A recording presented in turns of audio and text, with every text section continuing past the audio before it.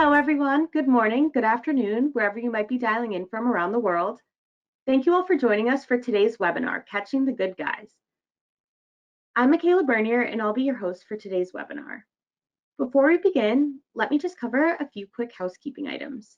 Today's webinar will be recorded, and a link to view the recording on demand will be available after the session. Please feel free to submit your questions using the questions feature located in the GoToWebinar toolbar to the right of your screen, and Julie and Yuri will address them at the end of the session.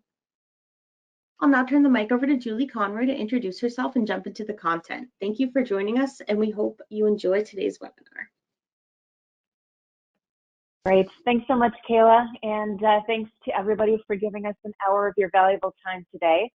I am delighted to be joined by one of my favorite fraud fighters, Yuri Rivner, and we're going to spend the next 45 minutes or so kind of talking about how we catch the good guys. We spend a lot of time in financial crime talking about how we catch the bad guys, but we're going to kind of turn this upside down and talk about how we can facilitate better experiences and better customer journeys.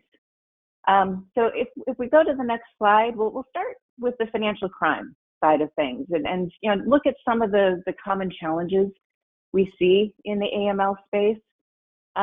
If we look at the next slide, this is a question that we ask every year as we survey folks in September of every year. And consistently, as we ask about the top pain points in AML, false positives, always top of the list. It's a little frustrating. I think the good news is we are seeing some technologies come to bear that can help address this.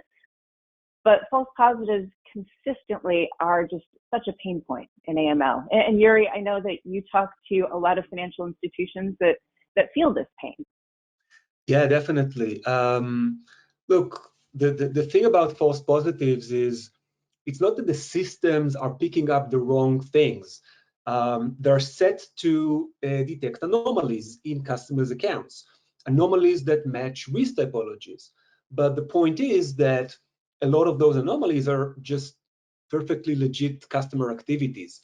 So you go through an investigation, you find out that wasn't really money laundering.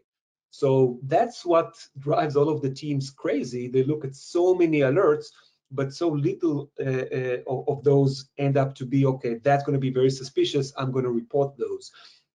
Most of the alerts are, no, that was a legit customer activity. And regardless of what sort of transaction monitoring is producing those sort of alerts, you will still end up with most of these alerts being just legit customer activities.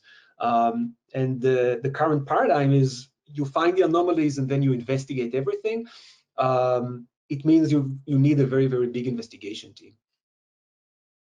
Yeah, and close behind false positives at the top of the list is effective KYC and CDD controls, and that really does also feed into the false positive problem, because if you aren't truly knowing and understanding your customer and their behavior, then that cascades down through the entire life cycle and facilitates more false positives along the way.